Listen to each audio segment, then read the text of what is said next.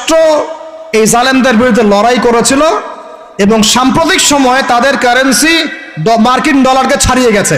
তারা কিভাবে পেরেছে এই তথ্য কি আপনাদের কাছে আছে? তথ্য আছে, নাম মেনশন করার দরকার নাই, আপনারা বুঝতে পারেন কি পারেন না? এই মোল্লাদের দৌড় মসজিদ পর্যন্ত নয়, এই মোল্লাদের দৌড় হবে বাইতুল মুকাদ্দাস পর্যন্ত ইনশাআল্লাহ। ওইখানে নামাজ না পড়া পর্যন্ত এদের ঘুম হবে না ইনশাআল্লাহ, দেখে নিয়ে।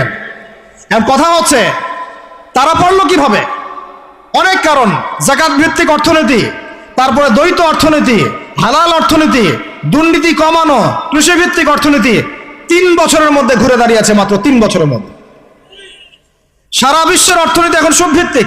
এখান থেকে ঘুরে দাঁড়াতে হলে আমরা অবশ্যই পারবো, কেন পারবো না?